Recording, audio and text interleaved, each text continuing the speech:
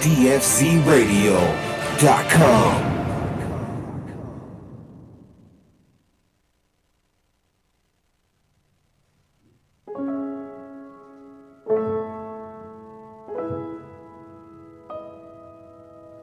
Welcome to A Girl in a Garden on dfzradio.com. This is your host, Emily. And today is February 17th, Tuesday, also known as Fat Tuesday. And that also means tomorrow starts Lent. So Lent is actually Wednesday, February 18th to April 2nd. And I remember I grew up in a Catholic household, and we always would give something up for Lent. So are you giving up anything for Lent? And what are you going to give up? I haven't even thought about it. I don't know. I might give something up. I'm going to have to think about it. I'd pick something, hopefully not too really hard. One of my friends said they were going to give up dairy, and I was like, you are crazy. Giving up dairy for Lent sounds a little bit nuts. So, something to think about. Lent, 40 days of Lent, starts tomorrow. Today is Fat Tuesday. So today I am going to be talking with Farmer Tyler from Growhaus. And he's the farmer for a hydroponic farm in Denver, Colorado. And he does a bang-up job. And Farmer Tyler has been a guest on the show a few times. So I sent Farmer Tyler an email and said, hey, what's new with you? And he gave me a brief little rundown, and he is one busy guy. So he has a new website up. You can look at the new website. It's farmertyler.com. Brand new. And he is competing in agritexture. And that's March 29th through 30th in Las Vegas, Nevada. And more information can be found at indoor.ag/agritexture/. And he will also be attending Indoor Egg Con, which is March 31st to April 1st, 2015 in Las Vegas. And information can be found at indoor.ag. That one's coming up. Now, here's the really cool thing that's going on for Farmer Tyler. He's also participating in a successful CEA facilities panel at the International Congress on Controlled Environmental Agriculture. And that is ICCEA, and that is taking place in Panama. And that is May 20th through 22nd, 2015. So Tyler is a young man. He is in his 20s. He's always been into farming. He does some great gardening stuff. He runs a hydroponic farm. And now he is participating and being a panel speaker and doing all kinds of stuff. You can find him on Facebook. It's facebook.com/thefarmertyler. You can find Growhaus on Facebook, and that would be facebook.com, the Growhaus, Grohaus. And you can also find him on Instagram as the Farmer Tyler. So definitely check that out, and we're going to hear all about what he does and how he grows hydroponic vegetables at the Growhaus in Denver, Colorado. And another one of my guests is Sam May from Cabinet Grow out in Irvine, California. They have a showroom that just opened that features all of their products, and this is a video, so you can check out the different products that they have to offer. And it's hydroponic growing or soil. It's all customizable. Great for apartment living, rentals. If you need a little bit of security, it looks like a cabinet, and you can grow inside of it. And their email is info@cabinetgrow.com. I do apologize a little bit for the audio. It is a video. You can see all the really cool stuff they have to offer. The audio is not quite up to my spec. I do apologize, but I did want to get that information out there. Great information. And then I am also going to show you how to make banana ice cream. Ice cream is delicious. But hey, if you gave up dairy for Lent, you can make banana ice cream instead with frozen bananas. So that is a video that you can also watch. So I am going to take a break. We're going to hear a bit from A Girl in a Garden show sponsors. And then we're going to hear from Farmer Tyler all about growing hydroponic vegetables for a nonprofit. And they also sell to companies like Whole Foods in Denver, Colorado. If you are interested in being a sponsor of A Girl in a Garden, please send me an email, agirlinagarden@gmail.com. And until we come back from the break, this is Emily on A Girl in a Garden on dfcradio.com. You are listening to the beautiful Emily Walter on dfcradio.com.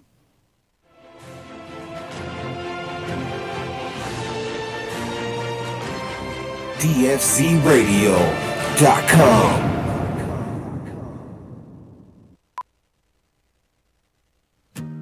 Here at Green Grow, we take organic gardening seriously. With our mycorrhizae products, you'll increase growth and help reduce the need to replace old, worn-out soil. We help provide electrolytes and maximize nutrient intake to make your indoor garden lush and green. So give your plants the strength that they need and breathe life into your soil with Green Grow. Find us at your local nursery or visit us at thegreengrow.com. That's thegreen, GRO.com. A Girl in a Garden quick tip. Ashes can be used as a plant food. Ashes from your stove can be used as plant food. Wood ashes are high in alkaline content and have trace amounts of calcium and potassium, which encourages blooms.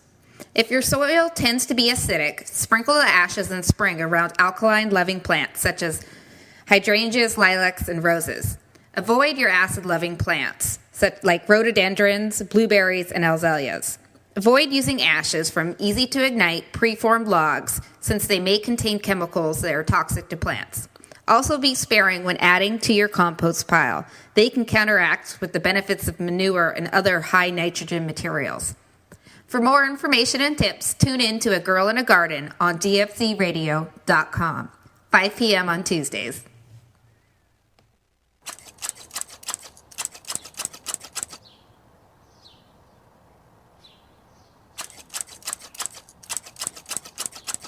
You're listening to A Girl in a Garden on dfcradio.com.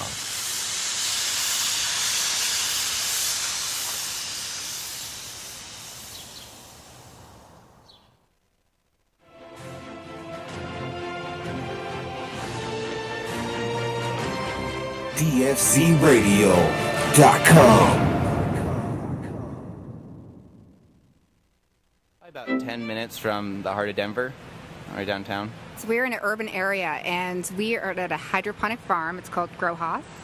And so more specifically, our neighborhood is Elyria Swansea, or Globeville, and it's classified as a food desert, so there's not many sources of goods like produce or fresh food.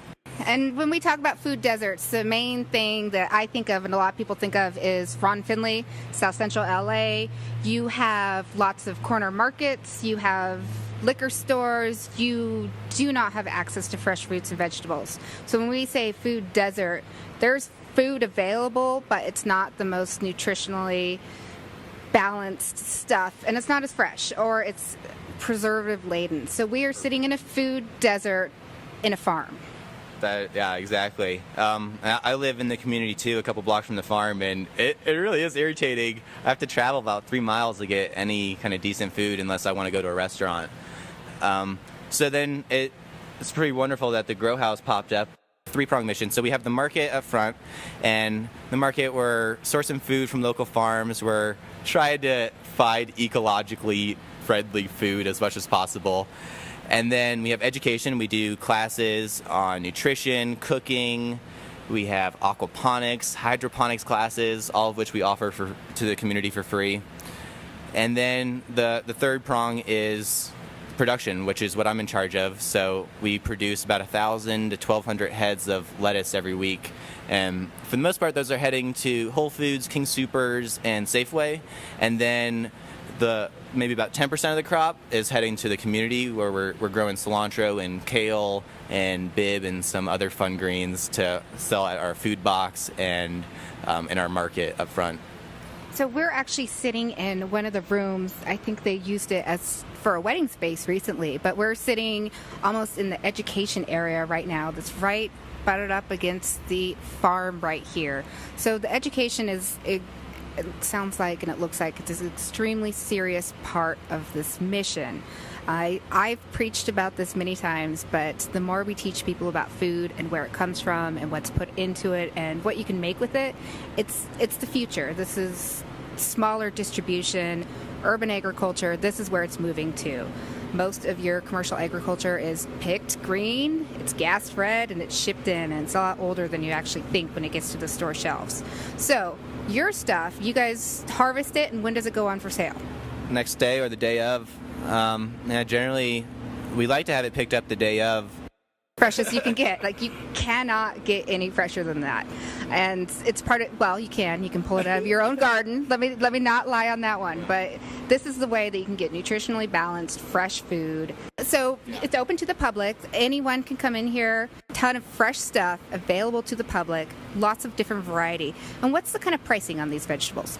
So we try to make it all available to everyone. So we do that by doing a sliding scale.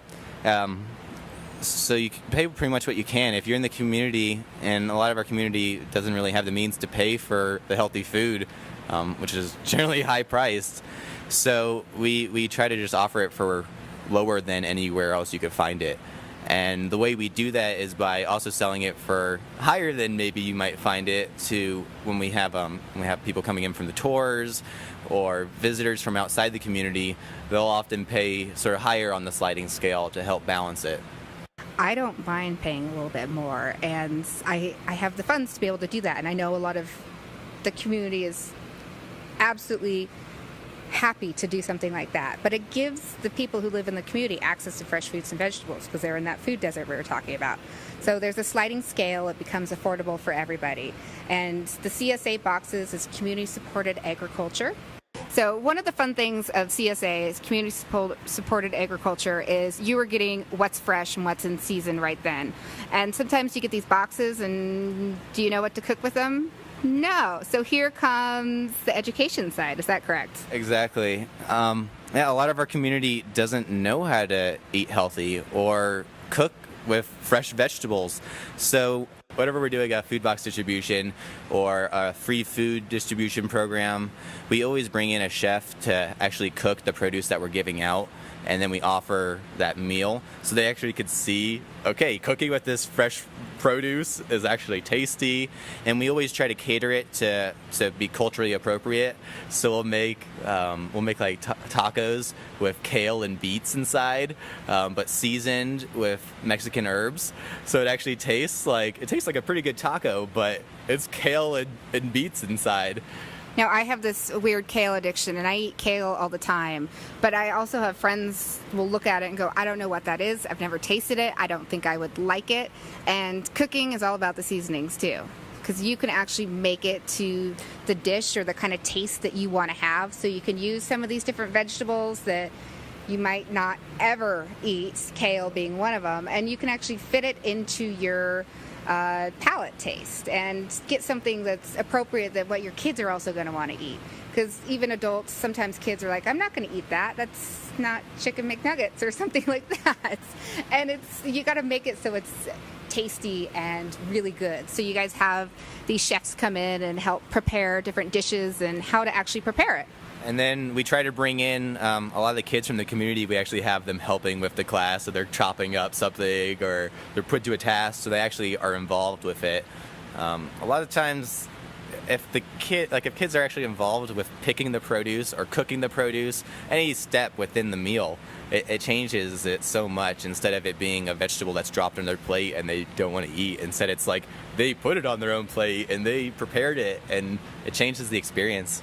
And it's also the same with kids, and why I say garden with kids. Seeing where the food comes from, it makes it more apt to try it, or even planting with it, or picking, or even helping in the kitchen. It makes them go, I'm going to try this. I'm actually seeing people around me sitting here eating this and trying it and telling me how good it is. Why shouldn't I try it? And you start to have less picky eaters is the goal, and have a broader food palette. But when you get people and children involved in the process, it's going to expand their food palettes and expand their food choices that way. How often do you hold events like this for the community? So every Friday we distribute the boxes, and that's when we do a cooking class. Also every Monday we do a free food distribution. There's a program where they find all the extra produce from farmers markets in the area that was going to go to waste after the end of the day, and they bring it all to the Growhaus, and they actually offer it all for free to the community, and they bring in a chef on that day as well to cook up some of that food. We bring in the community as much as we can. We try to make the doors open as possible to them. Now, here's the other excellent thing when bringing in the community to do things like this is when you go to the grocery store and you look at what a tomato looks like or you look at what fruit looks like, it is always perfect and not bruised, and you have this perception of what food is supposed to look like. And when you start getting into the garden and going in the farmers markets, some of that stuff is so ugly and so delicious at the same time, and it gives them a realistic expectation of what food is. Yep. I live on both sides of that world because I'm selling to Whole Foods, which has incredibly high expectations, and all my lettuce has to fit such high standards to sell there. And then there's all the lettuce that doesn't sell, and that's what all pretty much goes to the community. But it's the exact same tasting, it's the exact same quality. When you don't have a second place to put your seconds, it usually goes to waste. So a lot of these farms are scrambling to find places to put their bruised tomatoes or their slightly tip-burned lettuce. And it's a struggle for them because the demands are so high. And then you work in the garden and you find out of my carrots that are super ugly are the best ones I've ever tasted. And it's a realistic expectation. I've talked about this before, but what goes into your grocery stores is absolutely beautiful. But when you grow it at your house or you purchase it from a farmer's market, it doesn't look like that. And a lot of times the taste is completely different when it goes with it. I feel like the biggest one is the tomato on that. Even when you're growing a tomato for commercial sale, so there's two ends of like the waste. You could have it bruised or it could be overripe. If it's like almost perfectly ripe, they have to throw it away or put it like in the seconds bin because by the time it actually gets to sale, it won't be ready. So even like most organic local tomatoes, you can't even pick them fully ripe or else it won't last a day. So it's hard. It is, and a lot of people don't realize we have a lot of this food waste is because a lot of what's considered seconds is absolutely what we should be eating, and it's not a second. It's the fresh food that's not so beautiful. Now, but when we're talking about some of the hydroponic lettuce growing, because you guys also do the production side, and you are the farmer on the production side? Farm manager. Yeah, so I'm the farm manager. So you guys are focusing on some of that. You are selling to some of these larger grocery stores, Whole Foods being one of them, and you do have to make sure that you fit into a certain look. Exactly. Yeah, and that involves all the high quality food standards, hairnets, beard nets. It's an intense procedure producing high quality, safe food, and we try to train we're production, but then again it's education. So we have interns, and we're trying to teach them a smart way to produce and healthy and following the food standards. And then a lot of our interns go to work at other hydroponic farms, so we're trying to spread not only good food but well-educated interns. Yeah, well-trained interns to go out and change the world and become farmers. So on the production side, you typically grow 1,000 to 1,200 heads of lettuce. What different varieties of lettuce are you growing here? So about 90% of it's Bib, and those are the ones going to Whole Foods and King Soopers and Safeway. And then for the community, we grow a lot of cilantro. For outside the community, we'll grow kale and red oak and some fancy greens like sorrel and mache. For some of the restaurants, they like herbs like parsley, and we try to pick different things. Sometimes we'll partner up with breweries or bars and try to find just type of herb that we can get ourselves in the door. And a lot of the stuff, when we say get it in the door, the amazing thing is a lot of it's used as garnish almost. They're toppings on things, and it's kind of like the microgreens. It's a topping thing, but once you get into it, you're like, I could eat microgreens all day long on every single thing. It's not just a garnish out there. So how are you growing this? It's a hydroponic farm. What is the growing technique you're using? So we have a pretty unique system. It's called an NGS, New Growing System. It's made in Spain. I believe we have the only NGS system in the U.S. right now. It's similar to an NFT, nutrient film technique. The main NFT ones are the AM Hydro and Crop King that you generally see out there. about a 10-foot, 12-foot hard plastic segment, looks sort of like a rain gutter. So it's similar to that, but we're using a soft plastic, and we run them into really long strips, about 80 feet long, 40 to 80 feet long. And we're able to run really long strips because we run the water on a pulse. The NFT, or those hard plastic channels, those generally are, you can't run them longer than about 10 feet because you'll have low oxygen levels in your water by the end. But with the NGS, everything's run on a pulse, so it might be watered about 10 minutes and then it's not watered for 10 minutes, so we can actually breathe in the intervals. It's slightly slower growth rate, but you can pack, you can install it for about 1/10 the cost. You can use less emitters, and then you can also change out the system and grow strawberries, tomatoes, or cucumbers in it. So the soft plastic channels, they actually make 3 different types. One's for lettuce, one's for strawberries, and one's for large fruiting crops. So you could actually unclip all those soft plastic channels and then throw in a 3-layered one, which has like a peat top, and that one you could put strawberries in. Or you could put a 7-layer bag where the roots actually grow through each one of the layers, and you can grow tomatoes or eggplant or peppers. And our farm is equipped to be able to change the flow rate so we could grow any of those crops. We oversized all the pumps. So we have some flexibility, although I doubt we'll ever change from bib because of the profitability of it. But that's one of the advantages of NGS. Now, and typically when you talk about NFT, and I've done a little bit of NFT growth, is you have to grow fast-growing crops in it because the channel is so small. If you grow something that's going to be a little bit longer and they have a bigger root system, we're talking tomatoes, Yeah. You would be clogging everything and then having to cut the roots and limiting some of the nutrient uptake from it, and it's just not doable. So this is a different system that there is some variations of it, so you can grow some of these longer annual plants in it and get fruit production out of it. You could, yeah. With the multiple layered, then you could have enough room to jam all those roots in. Exactly. With the NFT of 3 inches wide, you're not going to get much roots there.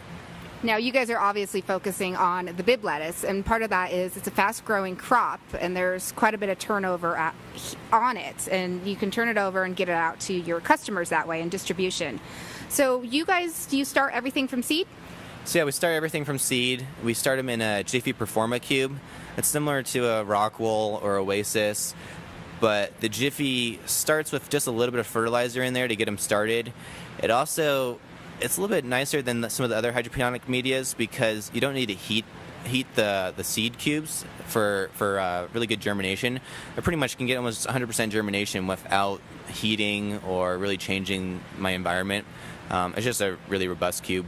So yeah, we start them in the Jiffy cubes, and then we transplant them into the system probably about 2 weeks later. And then once they enter the system, it takes about 4.5 weeks in summer, maybe 8 weeks in winter. And that was my next question. We're sitting in Denver. It's hot today. We're sitting here with our glasses of water, but you guys get a lot of snow. This is a year-round farm. Is that correct?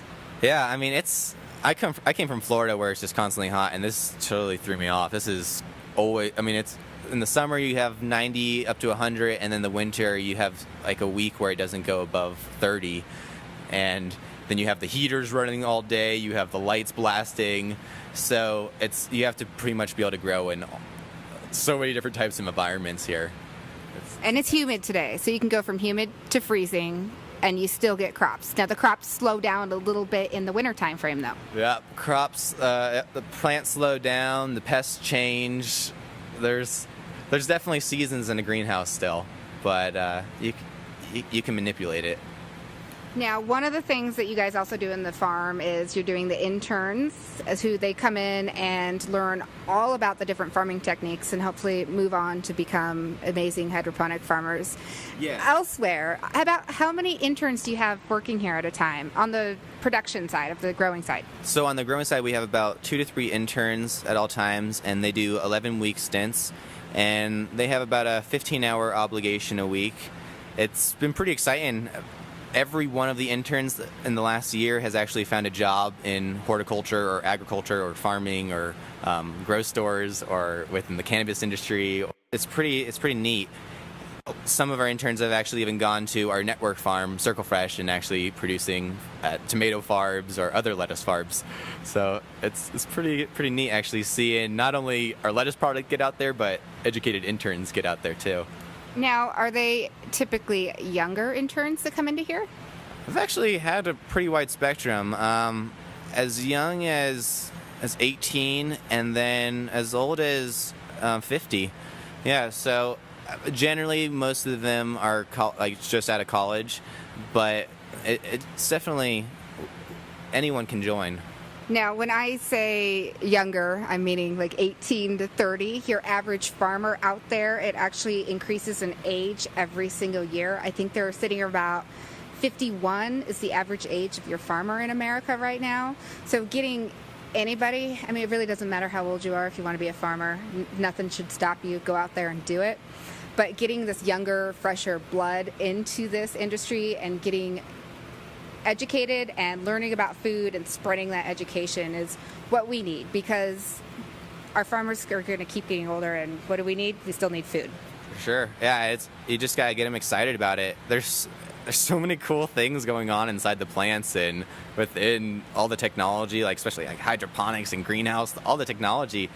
Once you show them like the cool things like colored roots on Swiss chard, or today we brought out the microscope and we had some aphids under the microscope, and we took some pyrethrin and we put pyrethrin on the aphids while they're under a microscope, and we had it hooked up to a TV, so we actually could see the aphids like dying. And there's so much cool science out there. If you show them, like, people get excited and then they want to grow.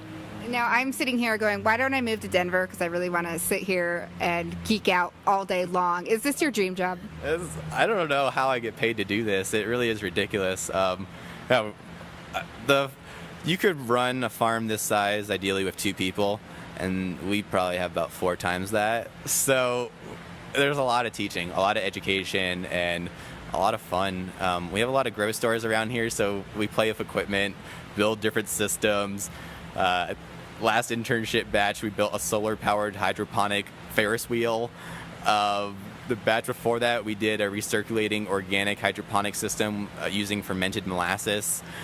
We're always we have plenty of time to do weird projects, which makes it exciting, while still doing real farming work where they actually are learning to become a real farmer so they could go do something afterwards. And the cool thing about here is I've tried to do it at my house, and it's expensive and it's not cost effective, and you guys are actually like promoting something and doing it, but part of learning is I'm going to learn and try, even if it fails. I did it and I learned something from it, and I know maybe that's not going to work, but the next batch of interns, what project are we going to do with them?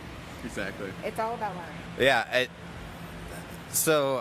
I went to school for horticulture, and I really didn't. I mean, I learned some, but I was not prepared to be a grower anywhere. It's all about experience. Especially when getting hired, a lot of the people want to see experience, and education will get you so far, but you really have to have hands-on growing experience. So a lot of those horticultural classes are like biological chemistry and things like that. You're actually sitting learning about crop science in a classroom, which is always good, and you need to learn it, but and we do that here too. The hands-on experience is also needed. Yeah.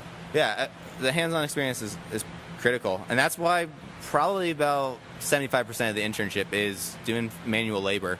But then the 25% is that, like, the other 25% is science. So we have integrated pest management class and plant physiology and plant nutrients. We go we build a fertilizer regimen out of simple like salt fertilizers, and it's pretty neat. And you're going beyond the level of you can use your hydroponic nutrients. They always work great, but there's a whole nother world to it, and it's when you talk about commercial agriculture.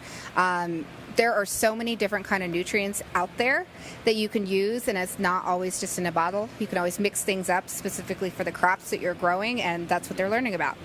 I love the retail fertilizers. They're simple. You can buy a 2-part, 1-part, and it makes it really simple. But you can also make those yourself for about maybe 1/10 the cost, 1/100th of the cost, maybe. And that's. But you got to know what you're doing. Let's put that one in there. Yeah. You can always do it, and there's less expensive ways. The reason why we purchase nutrients at a hydroponic shop is for the ease and comfort. Because if you don't know what you're doing, you can kill something overnight. I've done that. I've killed plenty of plants trying to brew up my own fertilizers, but here we teach the known recipes for a variety of crops, lettuce, herbs, tomatoes, so you can actually go home and buy the raw nutrients and do it yourself and not be spending as much as it would cost. When you're growing lettuce, the margins are so small. You have lower than 10% margins on lettuce. So you really have to be able to learn how to grow a crop economically. And that means brewing up your own fertilizers from scratch and doing everything possible from scratch. Fixing your own plumbing, fixing your own electrical. We try to teach everything. You are a master of all trades when you start doing hydroponics. I have never learned so much stuff about plumbing, electrical, nutrients, and I learn every single day. I screw stuff up almost every time I do it. It's a learning process that you do with it, but it's amazing how many different aspects a farmer actually touches to make something a crop that goes into a clamshell and ends up at Whole Foods.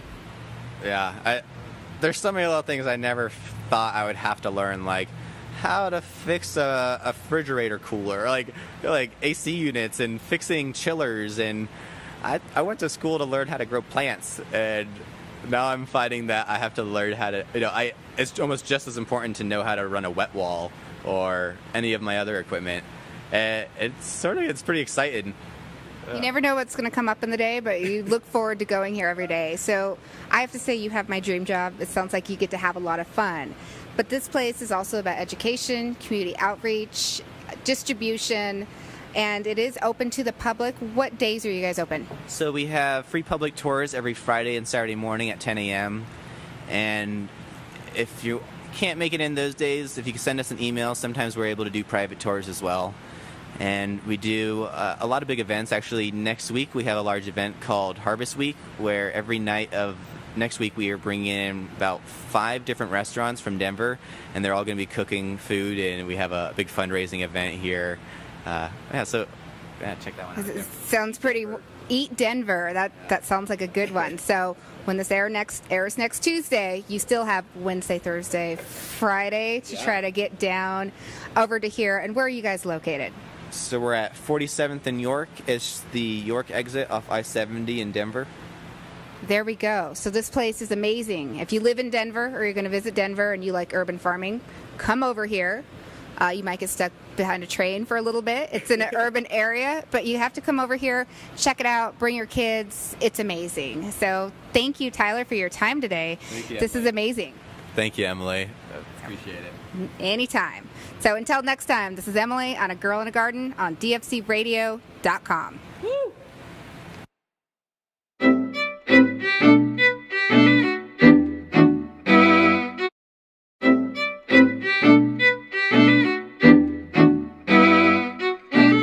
Welcome to A Girl in a Garden on dfcradio.com. This is your host, Emily.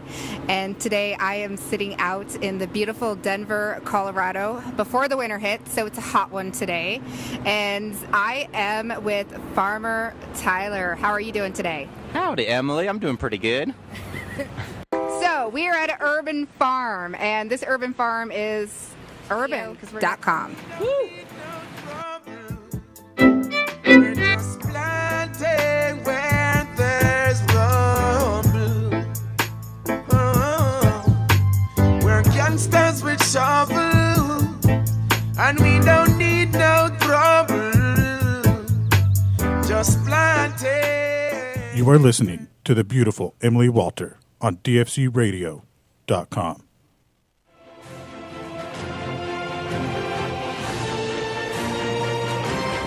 dfcradio.com.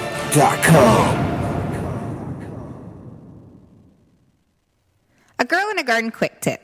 To keep hungry insects and slugs away from your cucumbers and vegetables, mix strips of aluminum foil in with your garden mulch. As a bonus benefit, the foil will reflect light back up onto your plants. For more tips and information, tune in to A Girl in a Garden, 5 p.m. Tuesdays on dfcradio.com. Here at Green Grow, we take organic gardening seriously.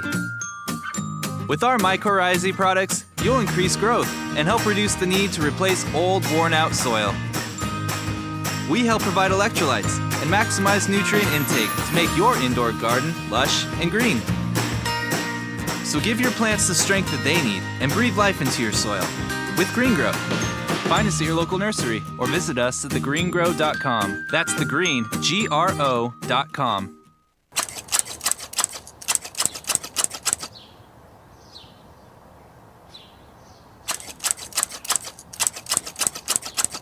You're listening to A Girl in the Garden on DFCRadio.com.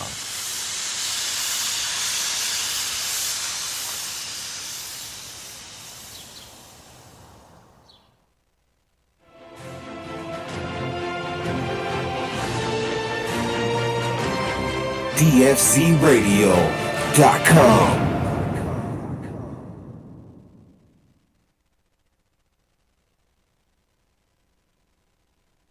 And we're looking at turnkey systems.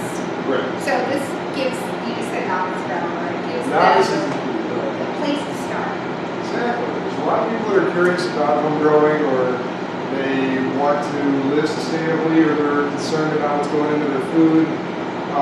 We're trying to give them the opportunity to take some control and to have some fun doing it. So we have 3 different models we offer. All of them are turnkey, so all you can add is seed and water. Okay?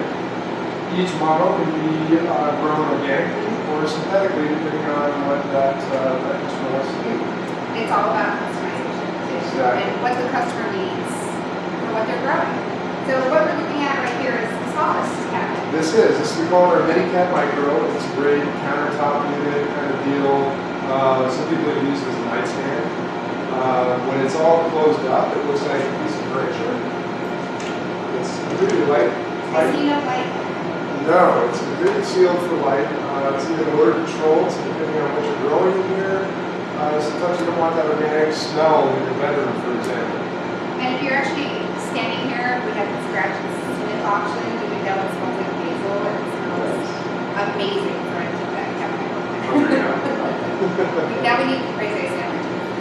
So this is our smallest model. The lighting is very energy efficient with a combination of CFL and LED. The entire system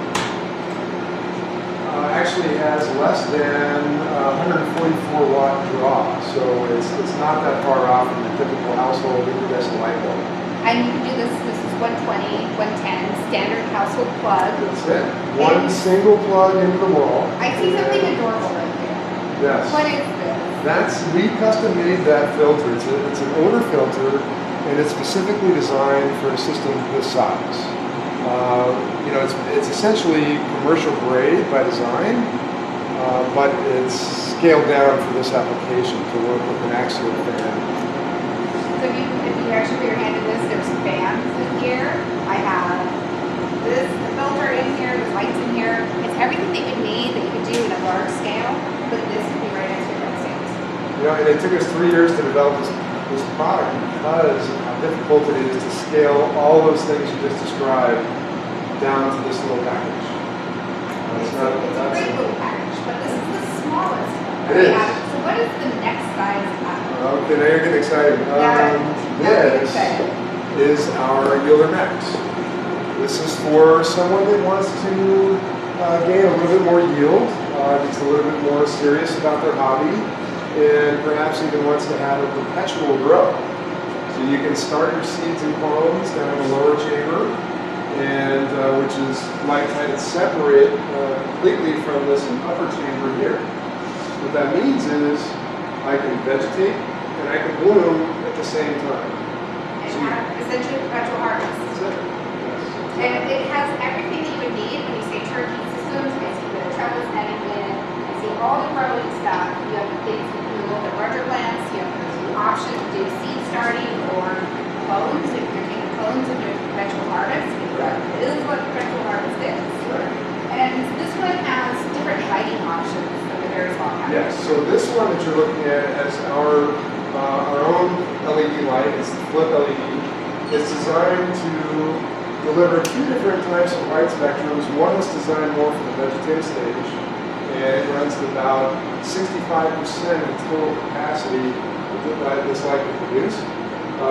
So when your plants are in the earlier stages and they're not trying to flower yet, this is the light that you want to use. And that's important because it's targeted to what the plant needs at that time. And it's also designed to be more energy efficient. During the period when your plant's small and doesn't need a ton of light, you can actually back it off.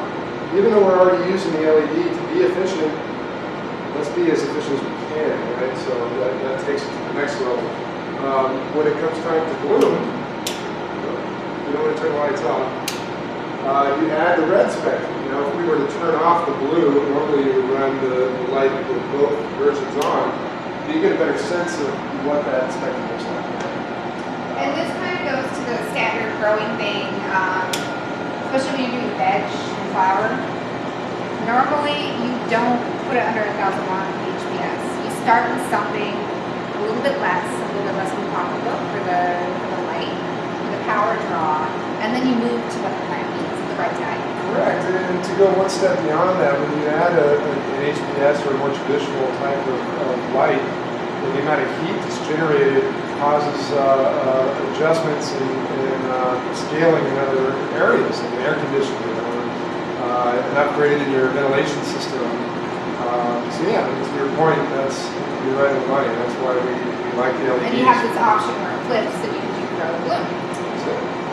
So this is the kind of medium, this is the next step up from the small one we looked at. Now what is the largest one that you have? If you've got a real appetite and you want to grow a lot of plants, this is our flagship product. It's called the EarthCat Pro. This is the one that really kind of started it all. This box you can get in the LED that you're seeing in here, or you can use an HPS system. What kind of HPS would you recommend for size?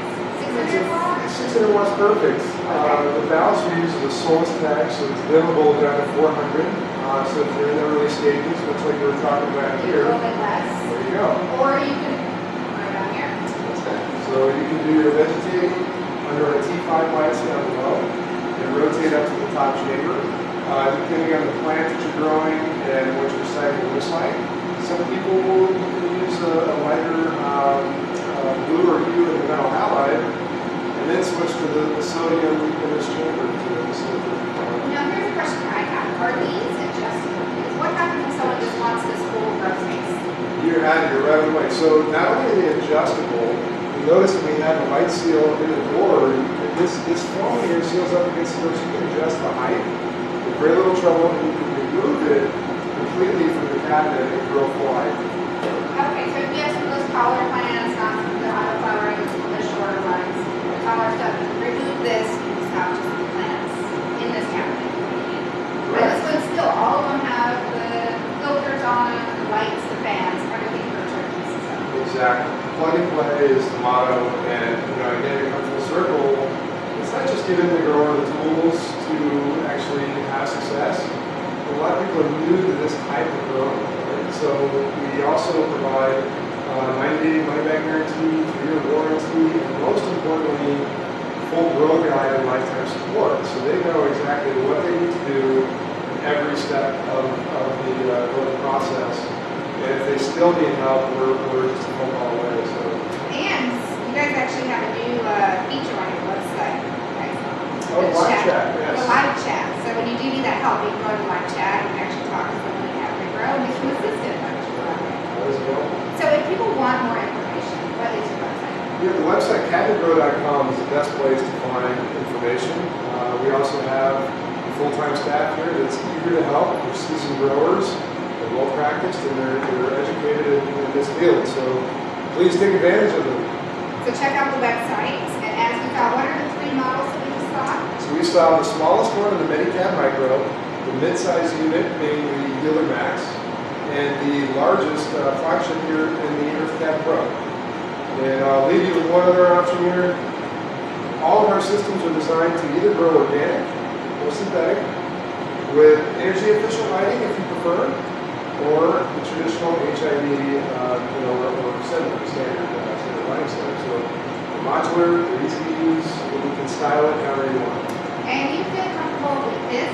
Say you live in an apartment, you're renting. This is my biggest issue is I have on tenants. My landlord comes over and then I have to take down my tenants because I think they're going to think I'm doing something.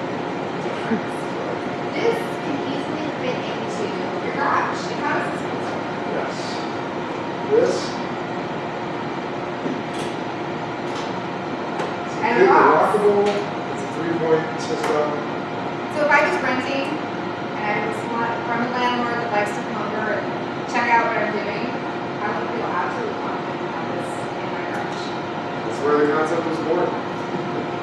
So there you go. I have to say, thank you, Cabinet Grow.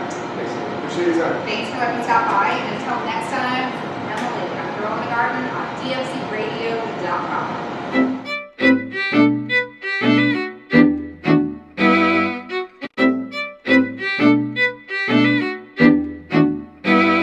Welcome to A Girl in the Garden on DFC Radio. This is your host, Emily.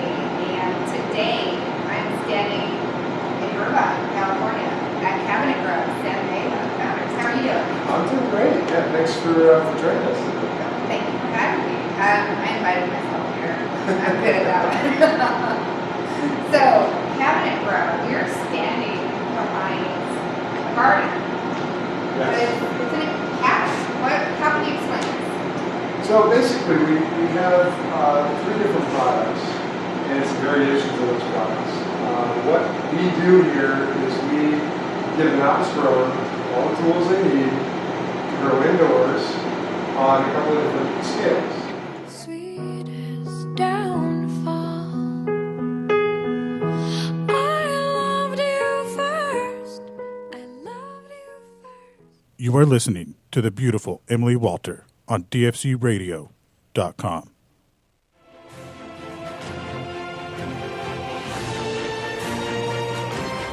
dfcradio.com.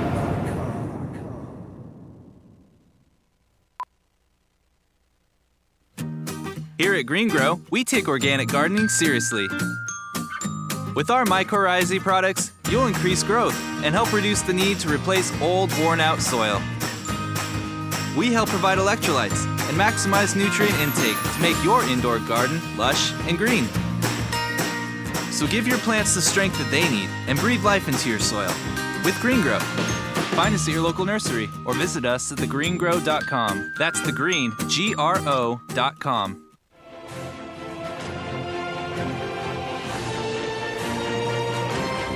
dfcradio.com.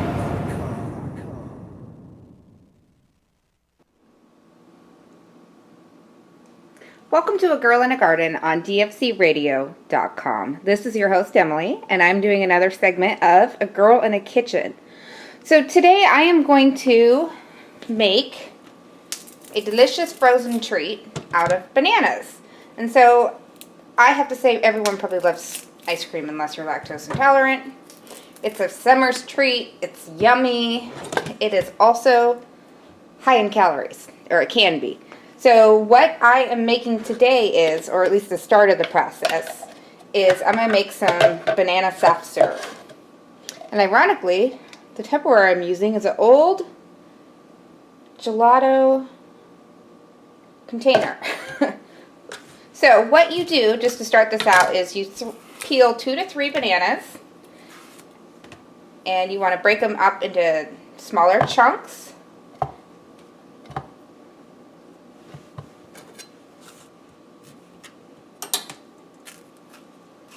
So, really easy prep, obviously. This is only one ingredient that's going in this, so easy to make, kind of fun too. So I'll just do the 2 bananas. I'm going to put them in the container, and this goes in the freezer. So tomorrow, I'm going to pull this out of the freezer, and I will make this into soft serve. So let's stick this in the freezer, and we'll be back tomorrow to make this into soft serve. Well, it has been 24 hours, and I said I needed to freeze the bananas. So here we go. I froze the bananas. Here we have frozen bananas, obviously, in my Tupperware container. And now I am going to put them in this food processor. So drop them in there. If I can get them out of this thing, apparently. Maybe I should put the lid back on.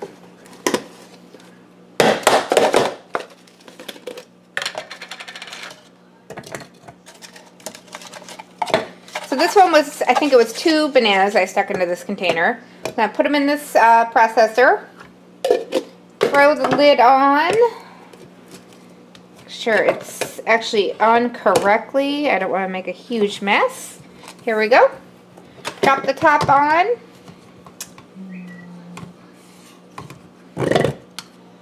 if I'm smarter than it.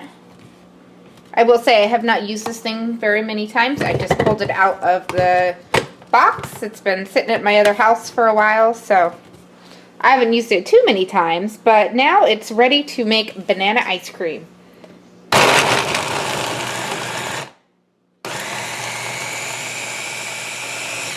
So I will want to keep mixing this for...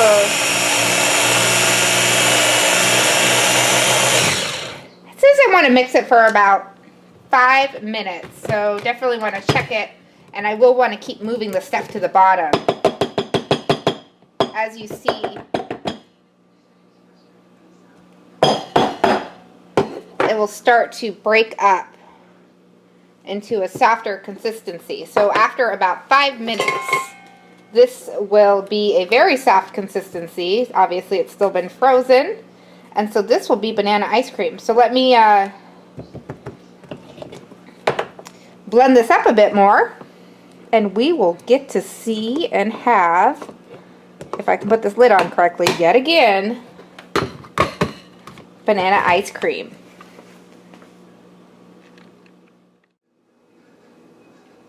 Okay, so I blended this. It took actually less than 5 minutes, but it's at that perfect consistency now that it is like ice cream. If you can see, this is exactly what it looks like in the food processor. And so now, I can scoop this out, and instead of actually having ice cream with all of the calories, you can have a healthy snack of frozen bananas. And if you want to actually be unhealthy, you can add a few other yummy things to it. Put a little bit of peanut butter in there. You could put a little bit of, I only have chocolate chips. I could put some chocolate chips in there. Chocolate chips and bananas is always good. Peanut butters and banana. Well, peanut butter and banana is always good. 3 of them could be pretty good. So this is an easy, super easy little treat you can make with bananas. Frozen bananas, and it can be like ice cream.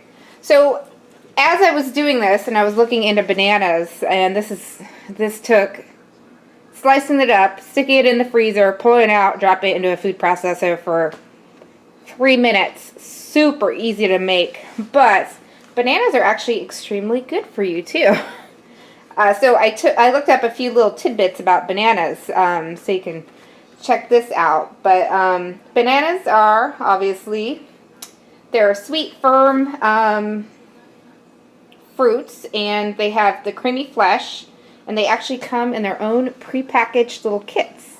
They have the yellow skin on it. Some people will joke that that's a little jacket. You peel off the jacket and you have the fruit that way. But the banana plant actually grows 10 to 25 feet and belongs to the same family as the lily and the orchid. I had no idea about that. So that's pretty interesting. And then the clusters of fruit contain anywhere from 50 to 100 bananas, with individual fruits grouped in bunches known as hands, containing 10 to 25 bananas apiece. And bananas are also one of the best sources of potassium, and it's an essential mineral for maintaining normal blood pressure and heart function. So an average banana contains 467 milligrams of potassium and only 1 milligram of sodium. So very low in salt, extremely healthy for you, obviously. And bananas have actually also been long recognized for their antacid effects against stomach ulcers and ulcer damage. Bananas work their protective magic in 2 ways. First, substances in bananas help activate the cells that compose the stomach lining, so they produce a thicker protective mucus barrier against stomach acids. And the second way is other compounds in bananas called protease inhibitors help eliminate bacteria in the stomach that are pinpointed as the primary cause of stomach ulcers. So it's actually very good for your stomach if you have upset stomachs. If you know that you have ulcers, bananas can actually help. Bananas are also a smart move if you suffer from elimination problems. A bout of diarrhea can quickly deplete your body of important electrolytes. Bananas can replenish your stores of potassium, one of the most important electrolytes, which helps regulate heart function as well as fluid balance. And it also, you can build better bones by eating banana. So bananas if they're frequently part of your diet, can help improve your body's ability to absorb calcium via several mechanisms. Bananas were thought to have originated in Malaysia around 4,000 years ago. Bananas were not brought to the United States for sales in markets until the latter part of 19th century. They were originally only enjoyed by people at the seacoast towns where banana schooners docked. Because of the fruit's fragility, they were unable to be transported very far. Bananas finally became widely available in the U.S. during the 20th century when transportation and refrigeration grew. And today, bananas are grown in most tropical and subtropical regions. The main commercial producers of bananas are Costa Rica, Mexico, Ecuador, and Brazil. So there is a little bit of update on the health benefits and the history of bananas and some of the different ways you can enjoy it. So I am actually going to end this video and enjoy a little bit of banana ice cream. So this is Emily from A Girl in a Garden on dfcradio.com. Broken dreams held together with glue. I gotta keep on trying till that day comes true. I know that all my life I've been tired and blue, but still I keep on fighting. I got to. Welcome back to A Girl in a Garden on dfcradio.com. This is your host, Emily. It's Fat Tuesday, the 17th of February. Big thank you to my guests this week. Thank you, Farmer Tyler and Growhaus, and Sam from Cabinet Grow. Great information, all kinds of different products, and there are so many different styles and ways to grow to fit your needs. So you can grow a whole hydroponic farm in a greenhouse, or you can grow in a small cabinet and have your grow locked up. So there's amazing things that you can do. You can grow in very small spaces, or you can grow in very large spaces, under lights, under the natural sun, in a greenhouse. So many different ways of growing, and it gives us options of what we want to do. So this month is there's only 28 days in February. So we're at the 17th. This month is getting crowded, though. I have a few events coming up. This week, I will be spending Thursday, Friday, Saturday at CanaCon in Seattle, Washington. It's at the cruise ship terminal, Pier 91. And CanaCon, you can look that one up. It's in Seattle. I just heard that Tommy Chong is actually one of the people that's going to be speaking at that event. So I will be spending this weekend up in Seattle, hopefully having a little bit of free time, picking up some sites. And then next week, the 28th, next Saturday, I guess the Saturday after next, I will be down at Cerritos Hydro, hanging out with the guys from DFC Radio. They're doing a vendor event for Cerritos Hydro and Long Beach Hydro. And we're going to also be able to hang out with some of the DFC Radio personalities. So that's from 12 to 5, Cerritos Hydro in Cerritos, California. I will be down there talking A Girl in a Garden, hanging out, having fun, seeing my boys from DFC Radio. So definitely, if you are in the area, stop by and check it out. Booyah! And then the week after that, we're going into March now. March 7th and 8th is the Indoor Garden Expo put on by Maximum Yield Magazine. And that is in Seattle, Washington. So I will be up there. I will be in the Nanolux booth. And I will be working there, talking about some lighting and doing a little bit of promotion for A Girl in a Garden as well. So if you're in the Seattle area, Saturday is open to industry only. I think it's from noon to 6. The show floor is open. And then Sunday is open to the public from 12 to 5. More information can be found at indoorgardenexpo.com, March 7th and 8th. So that's what's coming up, and I know I'm going somewhere else in March. Now I have to think of where I'm going. Oh, I'm going to Spanibus. So I'll be heading out the latter part of March to Barcelona to see what is going on at Spanibus, which is an amazing trade show that is a little bit out of this world. And it's been 5 years since I've been. So busy year for trade shows. I just said 4 events coming up in the next, I don't know, maybe 6 weeks. So busy, busy. It's also spring, or spring is creeping up, at least in Northern California. I'm sorry for all you people that are out in the Northeast getting hit with snow, nasty weather. It's starting to warm up here, and before you know it, it's going to be the end of March, April, and it's going to be time to start planting your gardens. So, who's ready for the snow to be over? I can't say I agree because we don't have snow, but I know a lot of you are just ready for winter to be over. So, big thank you to my guests, and until next time, this is Emily on A Girl in a Garden on DFCRadio.com.